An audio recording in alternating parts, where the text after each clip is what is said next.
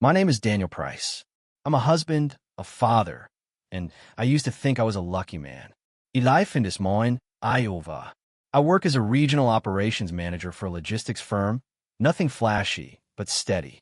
I used to believe life was about routines and hard work, about loyalty and keeping your word.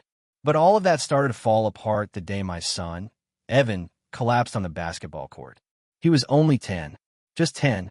He wasn't even halfway through the game when he crumpled like a marionette whose strings had been cut. The sound of the ball bouncing away and the screams that followed, those moments are burned into me. I remember sprinting across the gym floor. I remember his lips blue, his little chest barely moving. The ambulance came fast, but time didn't feel real anymore. My wife, Marissa, rode with him. I followed in my car, hands shaking on the wheel, barely able to see through my own tears. I prayed the whole way.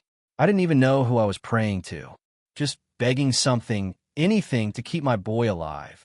When we got to the hospital, they rushed him into ICU. The doctors called it a viral myocarditis. His heart was inflamed, they said. It came out of nowhere, just like that. He'd been a healthy kid, always running around, always laughing. Now he was in a coma. The machines were the only things keeping his body working. I sat by his bedside for hours, holding his hand, watching the numbers rise and fall. I talked to him about everything, about his favorite cartoons, his math test, the Lego set we hadn't finished. And Marissa, she was there, but distant. At first, I chalked it up to shock. Grief hits people in different ways. She cried, sure, but she wasn't broken like I was. She stayed for a few hours each day, and then she'd leave. Said she needed a shower, rest, checking on work. I didn't question it. I thought maybe she was just coping differently. Until the fourth night, I was alone in Evan's room. The beeping of the heart monitor had become a strange comfort. I got up to stretch my legs and walk down the corridor. I wanted to get coffee from the machine in the waiting room. That's when I saw her, Marissa, sitting at one of the lounge tables with a man. At first, I thought he was just a friend, maybe someone from work. But then he leaned in, touched her hand. She laughed. It wasn't the nervous laugh of someone under stress. It was soft, familiar. He kissed her on the cheek, and she didn't pull away. I didn't confront her. I couldn't. My brain refused to process what I was seeing. My son was dying in the next wing, and my wife, his mother, was out here flirting with someone else. I walked back to Evan's room like a ghost. That night, I didn't sleep. I just watched Evan, his tiny fingers, the way his eyelids would twitch now and then, like he was dreaming. Marissa didn't come back that night. The next morning, she walked in with a to-go coffee in hand, acting like nothing had happened. I didn't say a word. I just nodded. But something had changed in me. That same day, the doctors told us there was a chance Evan might not wake up, that his brain activity had stabilized, but wasn't improving. I felt like I was being crushed by something invisible. I stepped out to call my brother, Paul, to update him. When I came back to the room, Marissa was on the phone. She didn't see me. I heard her say, I can't do this much longer. I'm barely hanging on. He just sits there all day like a statue. I feel like I'm suffocating. I stood in the doorway. She turned around slowly, her face draining of color. Who are you talking to? I asked, my voice low. No one, she said too quickly. Just a friend. A friend, I repeated. The same friend who kissed your cheek last night. Her mouth opened, then closed. She looked like a cornered animal. You're overreacting, Daniel. It's not what it looked like. I didn't yell. I didn't accuse. I just said, I'm not the one you need to convince. She left again that afternoon. Said she needed air, and that's when I found it. Her iPad was in her tote bag, half sticking out. I know I shouldn't have looked, but I did. And I found the messages. Dozens of them. A long thread. Between her and someone saved as M. He's still not asking questions. I can't believe it. Once Evan's situation is resolved, we'll talk next steps. I'm ready to start over with you. Just scared of what it'll look like if I leave now. I don't remember dropping the tablet, but I must have. It clattered on the linoleum. Evan didn't move. Just the machine, steady as ever. The woman I had built a life with was planning to leave me, while our son was dying. I went home that night for the first time in days. I sat in the kitchen and just stared at the fridge magnets, at the school photos, at the wedding picture above the mantel. The silence of the house screamed at me. I didn't sleep. I didn't cry. I just waited for the sun to rise. And the next morning, when I came back to the hospital, Marissa was already there. She looked like she had something to say. But before she could open her mouth, the doctor rushed in. "There's a change," he said. And that's when it happened. Evan's eyes opened. The machines beeped faster. Marissa gasped. She rushed to his side, tears suddenly streaming. "Baby," she whispered. "Can you hear me?" Evan's eyes looked at her, then at me. And then he said something that made every nerve in my body freeze. "I saw what Mommy did when I was sleeping." Those words stopped time. I saw what Mommy did when I was sleeping. At first, I thought Evan was hallucinating, that his little mind, shaken by trauma and medication, was just grasping at fragments. But he said it again. "I saw her, Daddy," with the man. The doctor had stepped out to grab a nurse. Marissa's hand trembled as she stroked Evan's hair. Her face had gone completely pale. "Sweetheart," she said gently, "you must have had a dream." Evan frowned. "No." I heard her voice. I saw her hold his hand. It was at night. She said, "I love you." She said not to worry, that I might not wake up. Marissa stood up, so fast her chair screeched against the floor. "I need air," she mumbled and darted out of the room. I stayed. I pulled my chair up close to Evan's bed, brushing his hand with mine. "Hey, buddy, can you tell me more about what you saw?" Evan nodded slowly. His voice was raspy, weak. Sometimes I was floating. I couldn't talk, but I could see and hear. She thought I couldn't. "Where was this?" "Here, in the room, then in the hallway." She had her phone. She was smiling, but not like she does at home. It was different. I didn't know what to say. What do you tell a child who just woke from a coma only to find that his mother, the one who should be his safe place, might be lying to everyone? The nurse came in then, followed by the doctor. They checked his vitals, shined a light in his eyes, asked a dozen questions. I answered what I could. They called his awakening a miracle, but I knew better. It was a reckoning. That night, I sat in a hospital parking lot with the engine running. Marissa hadn't returned. I had sent her a text. "We need to talk." "Alone." She replied an hour later. "I'm at my sister's. I'll come by tomorrow." I didn't know if I could even look at her. Every breath I took was filtered through disbelief. My mind kept flashing to Evan's voice, to his serious little eyes, and to the words I had read on her iPad. I went back inside, stayed the night in the fold-out chair beside Evan. He slept deeply, and for the first time in days, peacefully. I didn't sleep. I stared at the monitors, thinking about the life I thought we had and the marriage I thought was strong. Marissa showed up the next morning, wearing a pale blue coat I'd bought her last Christmas. It used to be her favorite. Now it looked like a stranger was wearing it. She walked in, looked at Evan, then at me. "We need to talk," she said. I followed her out into the hallway. We stood by the vending machines. People passed us, but it felt like we were in a bubble. "You know what he said?" I said. She nodded. I waited for her to deny it. She didn't. Instead, she said, "You don't understand what it's been like for me." My stomach twisted. "Are you seriously making this about you?" "I've been so alone, Daniel. For years. You were always working, always tired.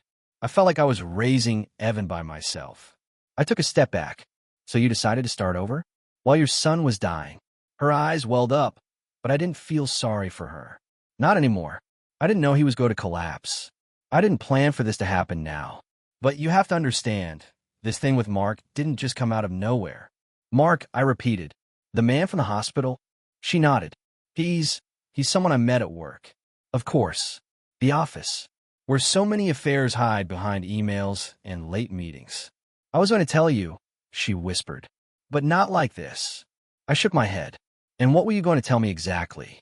That you're divorcing me? That you're running off with your new life while I bury our son?" "Don't say that," she snapped.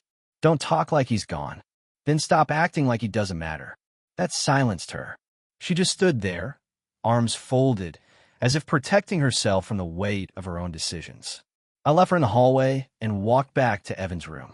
A few days later, Evan began physical therapy. He was improving slowly.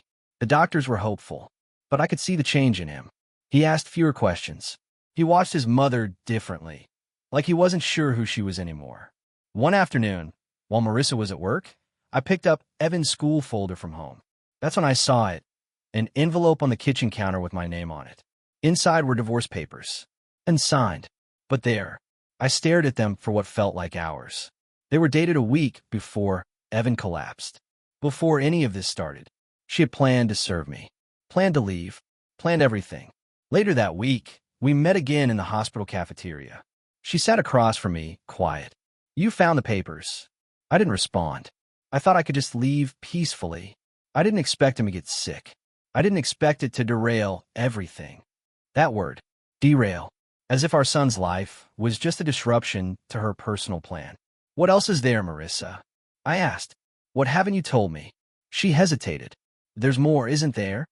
She looked around, then leaned in. "I was going to move. With Mark. To Denver. He has a place there. We were going to take Evan after the custody hearing. You were going to take Evan away from me. You're always working, Daniel. You're not present. I was at every game, every parent-teacher meeting, every hospital shift. But emotionally you were—" I stood up. "Save it. We're not doing this here." Her eyes narrowed. "You think you're so innocent? You were gone all the time." I felt invisible. Mark made me feel seen. He didn't see Evan. He didn't sit next to him when he couldn't breathe. She didn't respond. And in that silence, everything between us started to die. That night, Evan called me over to his bed. "Daddy," he whispered. "Boo, why is Mommy sad all the time?" I hesitated. Sometimes grown-ups get confused. They make bad choices. He nodded, his eyes heavy. "But you won't leave, right?" My heart clenched. "Never." He closed his eyes again. But I stayed awake all night, because I knew the storm hadn't even hit yet. And Marissa, she wasn't done unraveling everything. A week after Evan woke up, he was moved out of ICU into a recovery room. The tubes were fewer now, the machines quieter, but the tension between Marissa and me had only grown louder. We stopped pretending around each other. No small talk, no shared glances. Everything had fractured into silence and cold civility. And Evan felt it. Kids always do. Marissa is still visited, but the warmth was gone. She brought coloring books, snacks, and 4 smiles. Evan would barely speak to her. When she left the room, he'd ask me, "Is she mad at me?" And every time, I had to lie. "No, Buddy, she's just tired." But I could see the confusion in his eyes. He had seen too much for a child. And I was starting to realize, so had I. One day, while Evan was napping, I stepped into the hallway to get some air. I found myself scrolling through Marissa's messages again. This time, from a backup I had managed to recover from our shared cloud account. I told myself it wasn't spying, it was surviving. One message stood out. It was from weeks ago. A photo. Marissa, sitting on a patio with a man I assumed was Mark. But there was something off about it.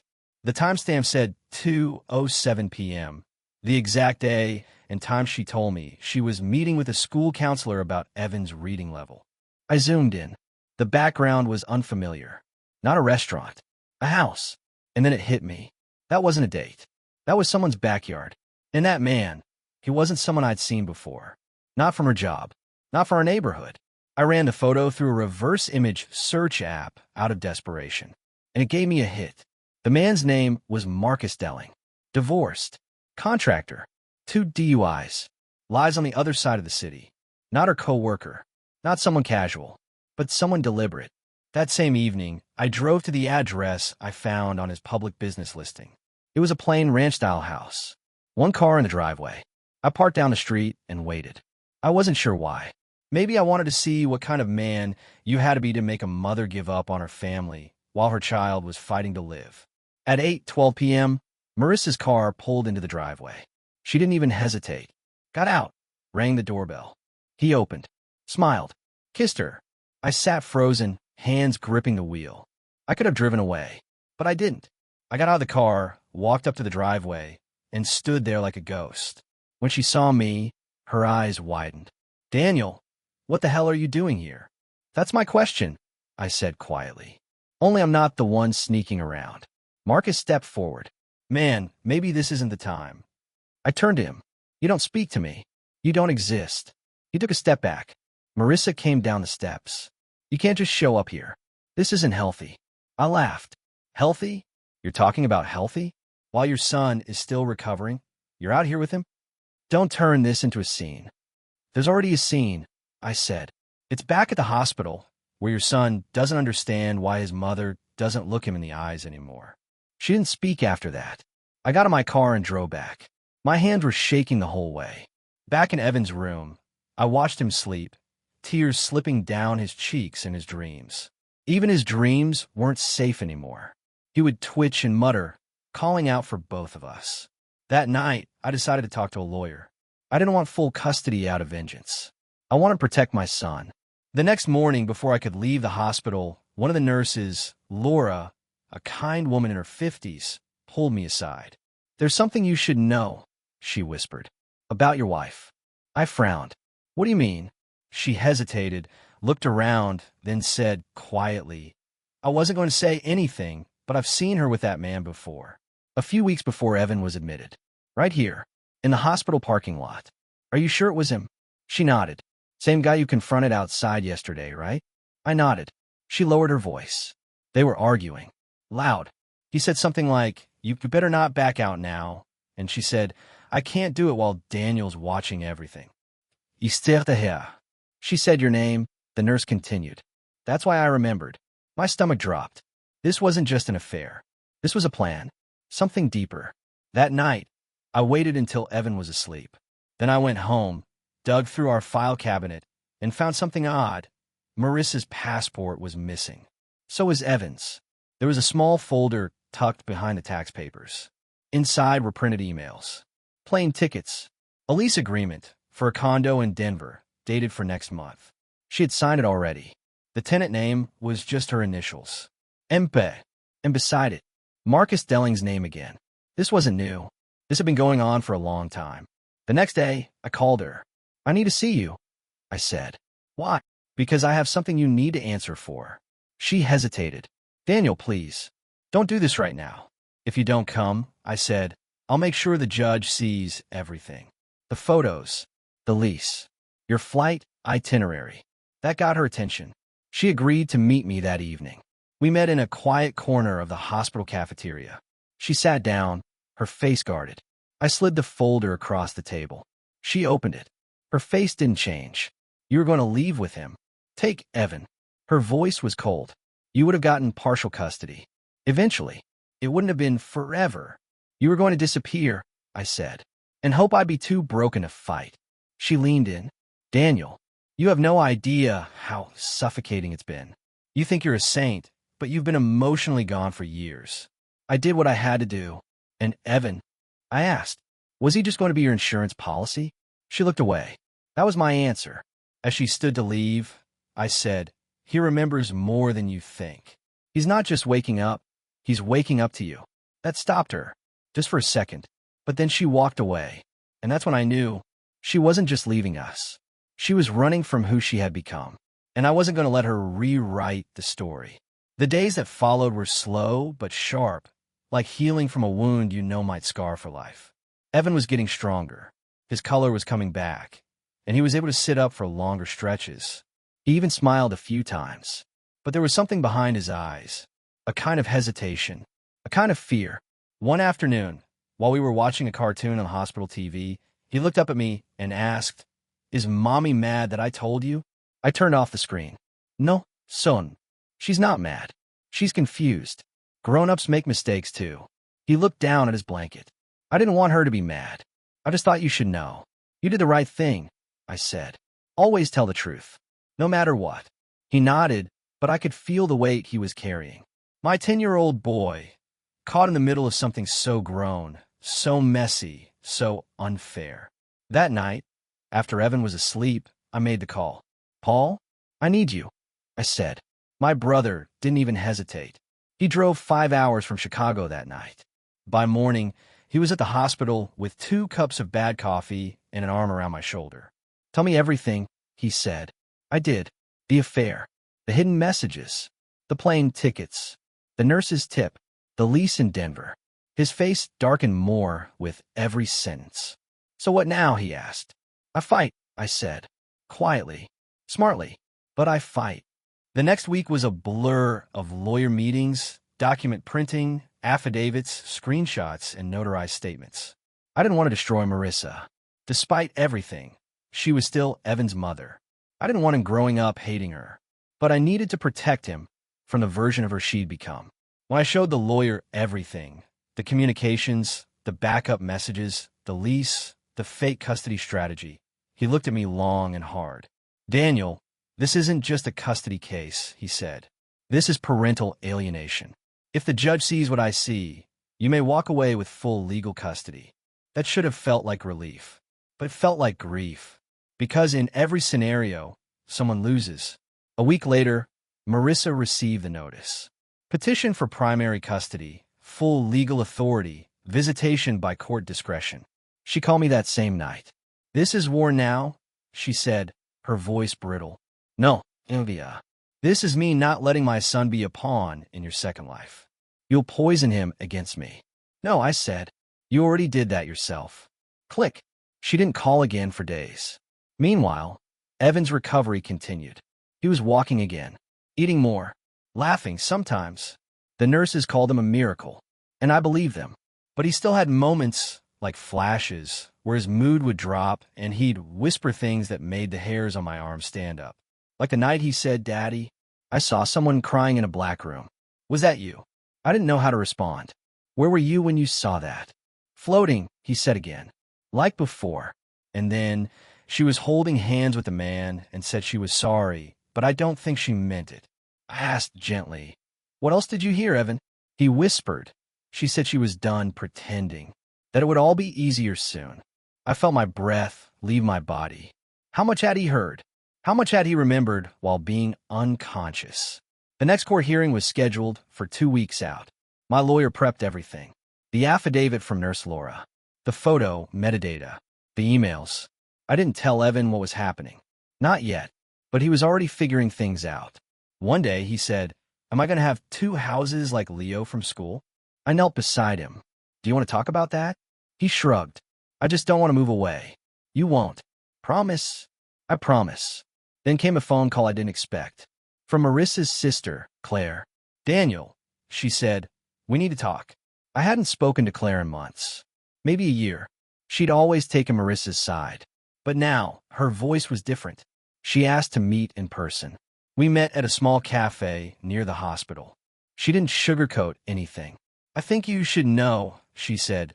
"Marissa told me she wanted to disappear. With Evan. She said it would be cleaner if she just left without saying anything." When was this? 2 months ago. I didn't think she meant it. But then I saw her packing Evan's things one night.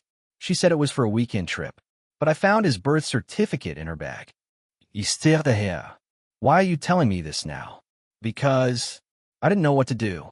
But after what happened to Evan and what you're doing to keep him safe, I think you deserve the truth. She handed me a printed copy of a conversation. It was a text thread between Marissa and a woman named Dree, her coworker. "Marissa, if I leave while he's in the hospital, he won't chase me. He'll be too numb." "Dree, that's cold, girl, but smart."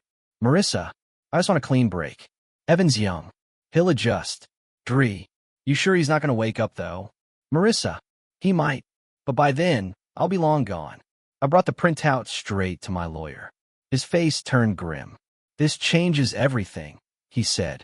"We now have intent to flee, documentation, and a family witness. What happens now?" We motioned for an emergency custody hearing. Tomorrow. I stayed up all night beside Evan. He held my hand and whispered, "Daddy?" "Yeah, buddy. I heard Mommy cry in the car last week. I think she knew I heard her." "What did she say?" "She said, he's not supposed to remember." I kissed his forehead. "It's okay," I whispered. "You just be a kid. Let me take care of everything else." At the emergency hearing the next day, Marissa showed up late. She looked different, tired, worn, bitter. The judge listened to both sides. My lawyer presented everything. The messages, the photo metadata, the statement from Claire, even the nurse's account. Marissa didn't say much. When it was over, the judge made it clear. Temporary full custody awarded to me. All travel with Evan prohibited. Visitation to be determined pending review. Marissa's face was unreadable. As we left the courtroom, she turned to me. "You turned everyone against me." "No," I said. "You just finally ran out of people to lie to." Back at the hospital, I sat beside Evan again. He looked at me and asked, "Is Mommy going away?" "Not forever," I said. "But for now, you're staying with me." He nodded slowly. "Good," he whispered. "I feel safe with you." I turned off the light in the room, but I couldn't sleep because I knew the worst might still be coming. Marissa wasn't the kind to give up, and I had a feeling she wasn't done yet. The days following the emergency custody hearing passed in a strange, tense quiet. Marissa didn't call, didn't text, didn't show up at the hospital. The nurses stopped asking about her. Evan stopped mentioning her. It was like she vanished. And for a while, I thought maybe that was it. Maybe she had given up. Maybe the weight of the truth had finally broken through her pride. But I should have known better. People don't let go of control that easily, especially when they've built a second life around lies. One morning, I arrived at Evan's hospital room early. The halls were still dim. A tray of untouched breakfast sat outside another patient's door. Everything was quiet except for the distant hum of the floor waxer echoing down the corridor. When I opened Evan's door, there was an envelope on the floor. No stamp, no name, just slid under like a secret too heavy for a text. I picked it up slowly, heart already racing. Inside was a handwritten note. "Daniel, I don't expect you to forgive me. I don't even expect you to understand. But I need you to know this isn't about Evan. It never was. I love him. I always have.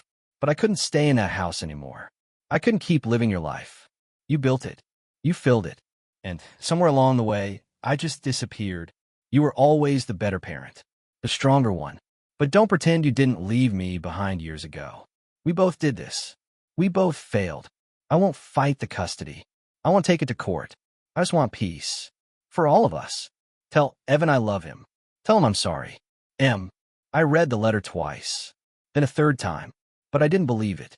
Something about it felt too final, too polished, like the kind of note you leave when you want people to think you've stepped back, when really you just stepped sideways. I showed it to my lawyer. He was cautious. "This could be genuine," he said. "But if she's serious about disappearing, she's not just walking away. She's preparing for something." "Like what?" "Like building a case to look like the victim."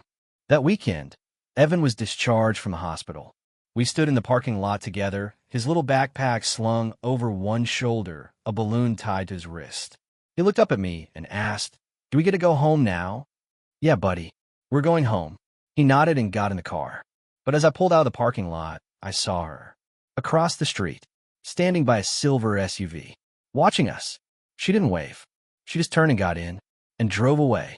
At home, everything felt different. Evan's room looked smaller. The house smelled like dust and lavender, the scent of a life that had paused too long. We tried to find a routine again. Schoolwork, dinner, bedtime stories. But some nights, I'd catch him staring at the door like he was waiting for someone. "She said she'd come back," he whispered once.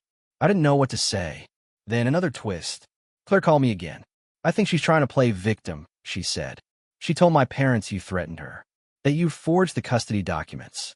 She's spinning something. Do you believe her?" "No, but they might. And if she files something official, it won't matter what's true. It'll be your word against hers." I told my lawyer.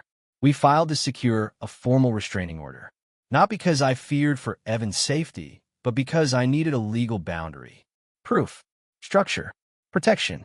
We also filed a motion to freeze any shared accounts and financial moves.